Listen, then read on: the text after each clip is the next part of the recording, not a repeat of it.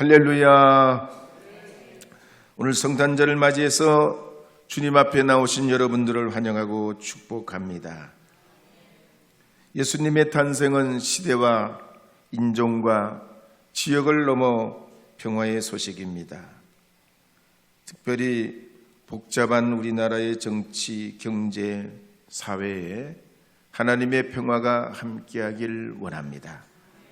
또 우크라이나를 비롯해서 전 세계 분쟁 지역에 하나님의 평화가 함께하기를 원합니다. 불치병으로 노안으로 질병과 싸우고 계시는 환우들과 요양 중에 계신 분들에게, 또 경제적인 어려움을 겪고 있는 자영업자들에게, 농민과 어민들과 노동자들에게도 하나님의 평화가 함께하는 이 성탄이 되기를 바랍니다.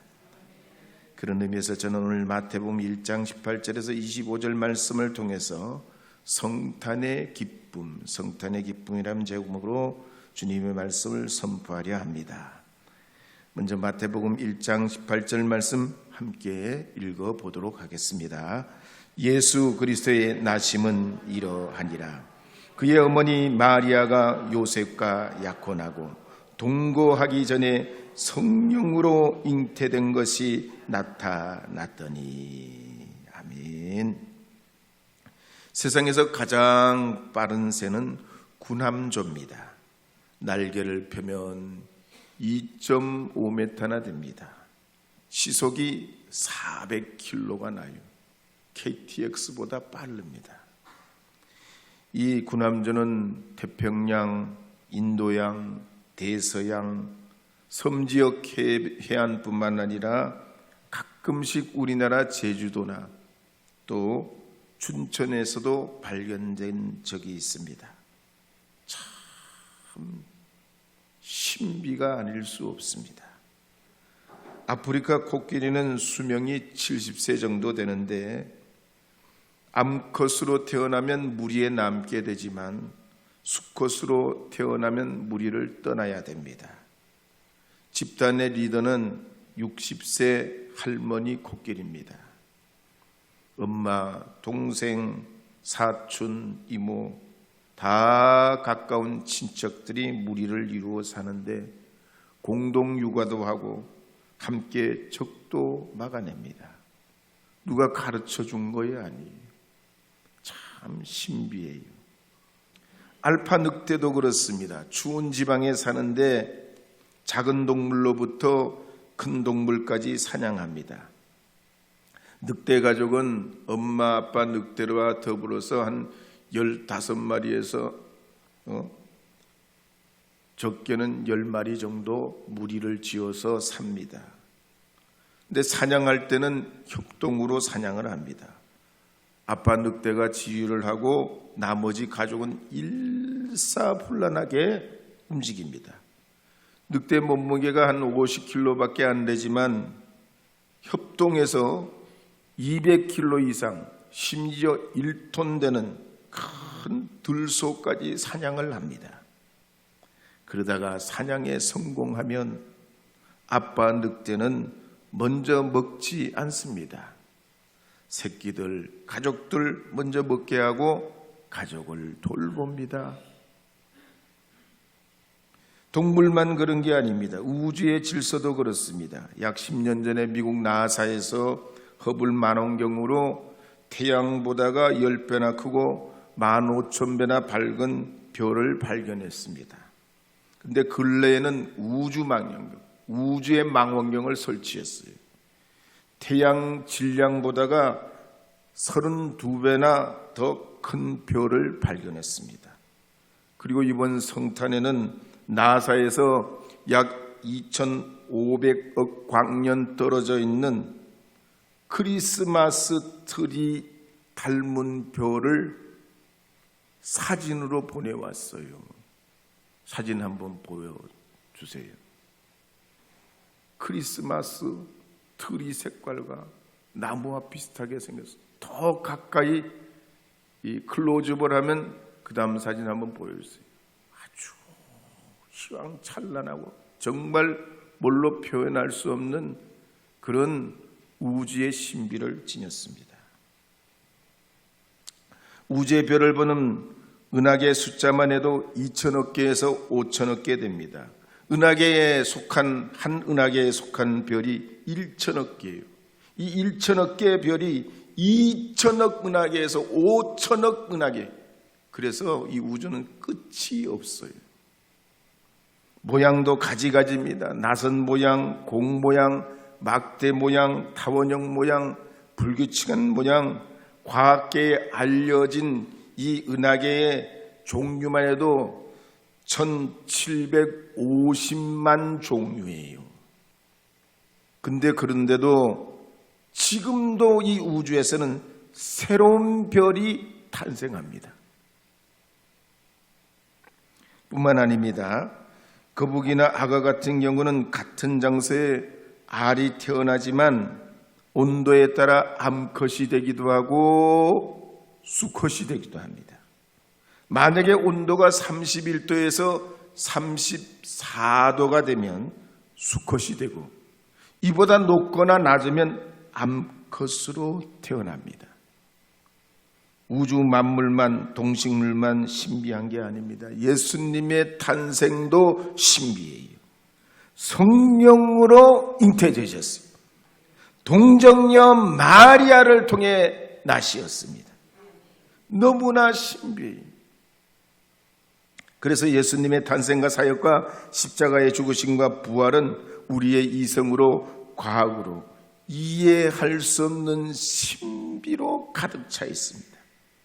때문에 마리아의 남편 요셉도 이 일을 감당할 수 없습니다. 그래서 마태복음 1장 19절에서 20절 말씀에 보면 이렇게 기록하는 말씀이 있습니다. 함께 읽어보겠습니다. 그의 남편 요셉은 의로운 사람이라 그를 드러내지 아니하고 가만히 끊고자 하여 이 일을 생각할 때에 주의 사자가 현명하여 이르되 다윗의 자손 요셉아 내 아내 마리아 데려오기를 무서워하지 말라. 그에게 잉태된 자는 성령으로 된 것이라. 오늘 성탄을 맞이해서 나오신 여러분, 여러분에게 하나님이 함께 계심을 믿으시기 바랍니다. 신비하고 놀랍고 이 우주 만물을 조성하시고 지금도 우리의 배후에 우리의 삶 속에 우리의 인생의 역사에 관여하시고 주관자 되신 주님 통해서 염려하지 마시기 바랍니다. 두려워 말기를 바랍니다. 무서워 말기를 바랍니다. 신비하신 주님, 바로 우리의 아버지요 나의 하나님이 되심을 믿으시기 바랍니다. 그런 의미에서 우리 기쁘다 구주 오셨네 한번 불러보겠습니다. 기쁘다 구주 오셨네.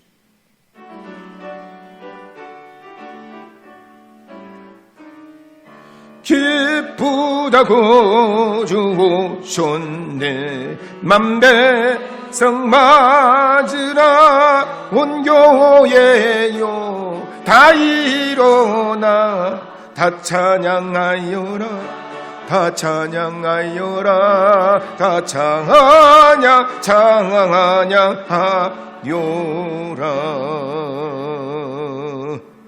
두 번째로 예수님의 탄생은 하나님께서 우리에게 말을 걸어오시는 사건입니다. 성경에 보면 하나님께서 태초부터 인간에게 말을 걸어오셨습니다.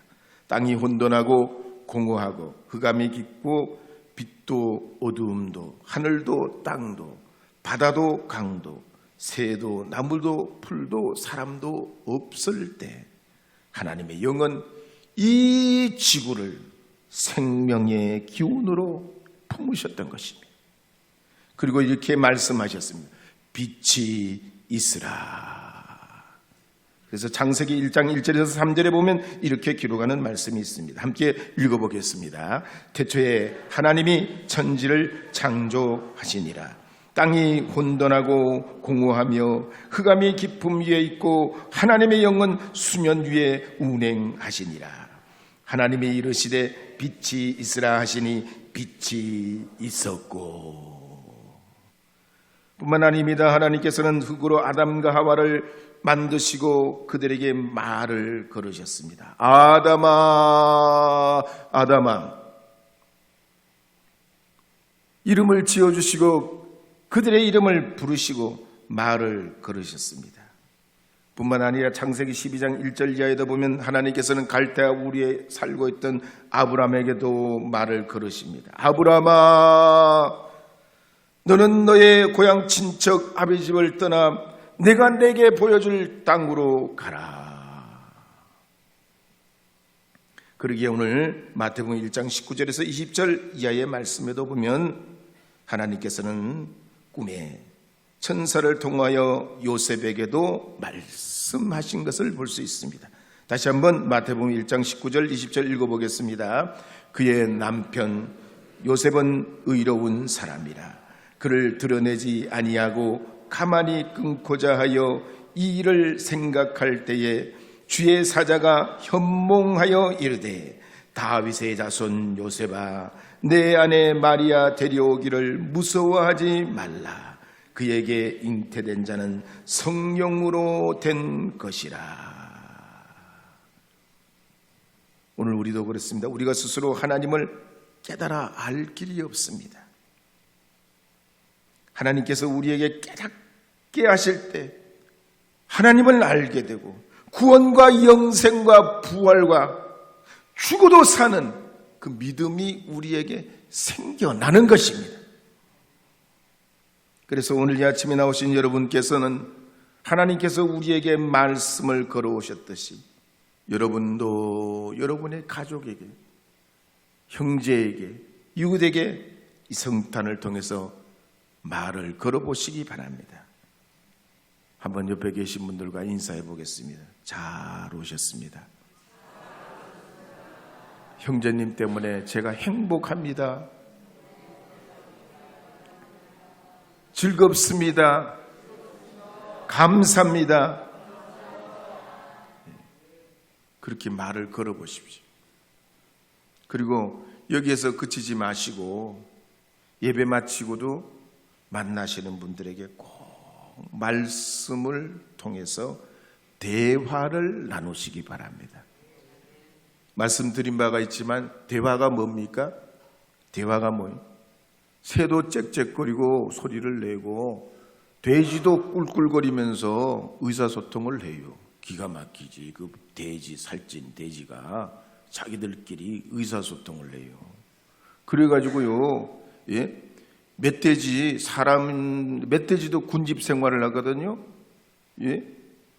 그 우두머리 멧돼지가 뭐라고 꿀꿀거리면 우리가 듣기엔 똑같은 소리인데 뭐라고 꿀꿀거리면 그놈들이 일사불란하게 움직여요. 어쨌든 짐승들도 다 소리를 내요. 근데 대화란 뭡니까? 사람은 소리를 내는 게 아니에요. 소리만 내는 거예요. 소리는 시끄러워져요. 근데 대화를 해야 되는데 대화는 뭐냐면 표면적인 말이 아니고 마음에 있는 생각과 느낌을 주고받는 거예요. 대화는 내 마음에 있는 생각을 서로 주고받는 거란 말이죠. 이 성탄을 통해서 여러분 가족과 또 이웃과 형제들과 더불어 마음을 주고받으시는 그런 말씀을 나누시기를 바랍니다. 어떤 여러분의 말씀을 통해서든지 행동을 통해서든지 그리스도께서 우리에게 오심처럼 여러분도 형제들에게 꼭 말씀을 걸으시기를 바랍니다. 한편 이 마리아의 남편인 요셉은 하나님께서 자기에게 말을 걸어오시기 전까지는 어떻게 했다는 겁니까? 19절에 보면 이렇게 기록합니다. 한 번 더 읽습니다. 그의 남편 요셉은 의로운 사람이라 그를 드러내지 아니하고 가만히 끊고자 하여. 마리아가 성령으로 잉태했지만 요셉은 당연히 이해가 안 됩니다. 하나님의 신비를 어떻게 이해하니? 이 우주 질서와 만물의 신비도 이해하지 못하는 우리가 어떻게 하나님이 행하시는 그 신비한 성령의 잉태를 이해하겠습니까? 당연히 이해가 안 되지. 그러니까 이 의로운 요셉이 어떡하냐? 자기를 드러내지 아니하고 가만히 마리아와 파혼을 하려고 합니다. 그런데 그때 하나님께서 꿈에 천사를 통하여 요셉에게 이렇게 말씀하시는 내용이 21절에서 23절에 나옵니다. 함께 읽어보겠습니다. 아들을 낳으리니 이름을 예수라 하라. 이는 그가 자기 백성을 그들의 죄에서 구원할 자이심이라 하니라. 이 모든 일이 된 것은 주께서 선지자로 하신 말씀을 이루려 하심이니 이르시되 보라 처녀가 잉태하여 아들을 낳을 것이요 그의 이름은 임마누엘이라 하리라 하셨으니 이를 번역한즉 하나님이 우리와 함께 계시다 함이라. 그랬더니 이제 24절에서 25절에 보면 꿈에 천사의 현몽을 보고 들으니 요셉이 이렇게 하는 내용이 24절 25절 말씀 나옵니다. 읽겠습니다. 요셉이 잠에서 깨어 일어나 주의 사자의 분부대로 행하여 그의 아내를 데려왔으나 아들을 낳기까지 동침하지 아니하더니 나음의 이름을 예수라 하니라. 아멘. 미국의 여류 소설가고 1938년에 노벨 문학상을 받은 펄 버기 쓴 크리스마스 이야기에 보면 크리스마스 전날 밤에 사람들이 아주 법석거리고 떠들고 놀다가 밤이 깊어지니까 잠들어서 조용해집니다. 근데 샌딜에는 6살짜리 아이가 일어나서 성탄 트리 옆에 있는 선물을 구경하러 나가는데 생쥐 한 마리가 나타나는 거예요. 이 생쥐가 트리 옆으로 왔다 갔다 그러니까 그냥 고양이한테 들켜버렸습니다. 고양이가 말이죠, 호랑이 눈처럼 그냥 눈을 크게 뜨고 이 생쥐를 잡으려고 그냥 야단입니다. 그러니까 이 샌디가 어떡하냐, 어떻게든지 이 생쥐를 구해주려고 고양이를 쫓아내는데 고양이를 쫓아내다가 거기에 정신이 팔려가지고 성탄의 기쁨을 잊어버렸다는 이야기입니다. 사람은 누구나 한 가지를 생각하면 다른 두 가지, 세 가지 한꺼번에 생각하기 어렵습니다. 아무리 똑똑한 사람이라도 자기 앞에 당한 일을 생각하다 보면 큰 먼 미래를 못 봅니다. 요셉도 그랬습니다. 그럴 때 하나님께서 어떻게 하십니까? 꿈에 천사를 보내 말씀해 주신 걸 볼 수 있습니다. 그래서 우리도 그렇습니다. 하나님이 없으면 우리 인생은 답답해집니다. 괌만 보며 살기 때문에 마음이 답답해집니다. 그러니까 빛 대신 주님께서 여러분의 삶의 주인 되시고 내 삶의 인도자 되셔야지 마음이 시원해지는 거예요. 마음이 평안해지는 거예요. 마음이 뻥 뚫리는 그런 상쾌한 기분이 드는 거예요. 여러분, 나이가 들어서 먹먹한 게 아니에요. 여러분이 피곤해서 답답해지고 그렇게 그냥 뻑적지근한 게 아니에요. 주님이 여러분의 삶에 들어오셔서 여러분과 함께 계실 때 여러분의 고단한 인생이 평안을 누리고 쉼을 얻게 되는 줄 믿으시기 바랍니다. 청년 시절에 문안했던 어떤 남자가 매독성병에 걸립니다. 몰래 치료를 하고 여자를 만나 결혼을 했습니다. 근데 첫 아기를 출산했는데 잠복했던 이 매독균이 활성화되면서 산모가 출산하다 죽고 그 아기도 병균 때문에 한쪽 눈이 눌려서 찌그러져서 태어납니다. 충격을 받은 이 남자는 권총으로 자살을 해버리고 결국 눈 찌그러진 이 아들 하나만 남게 됐는데 이 아이가 이제 세상을 보는 게 다 삐딱하게 보는 겁니다. 한쪽 눈으로 세상을 보니 곱게 보이는 게 없어요. 다 온갖 하나도 세상에 100가지면 100가지가 다 마음에 안 드는 거예요.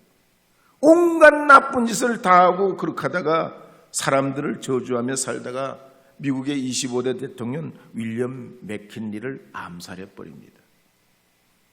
결국 이 청년 그냥 인생의 나락에서 끝없는 절망 속에 떨어지고